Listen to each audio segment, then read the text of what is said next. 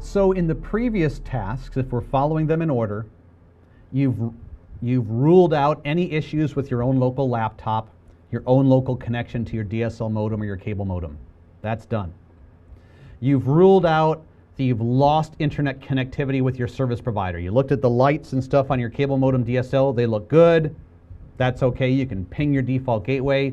That's all right. In the previous issues, we said, okay, the DNS server is reachable. It's resolving the name to an IP address, but either I can't get to the web server at all, or I can get to the IP address, but it's not giving me the web page I want. Either way, it was something out there in the cloud, something in the internet that was broken, not your issue to fix. Now we're going to say, okay, let's bring a little bit closer. Maybe the DNS server itself is the problem. Unlikely, but possible. How would we diagnose that? Can I get to any other websites? The answer is no. Okay, every website I try to get to, failing, one after the other. Can I ping the DNS server? Yes.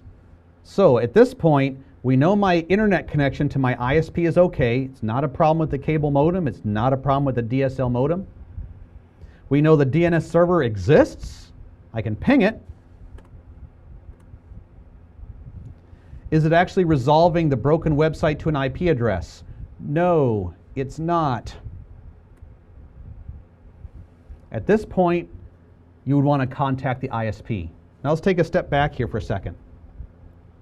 We know the problem is not just this one website. Because look, in step one, we already determined nothing was reachable. Even common websites like Google and CNN and whatever couldn't get to anything.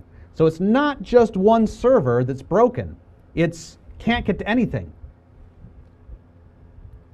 And the DNS server is not giving us any IP addresses. So if we don't get any IP addresses, end of story. You can't get to any websites.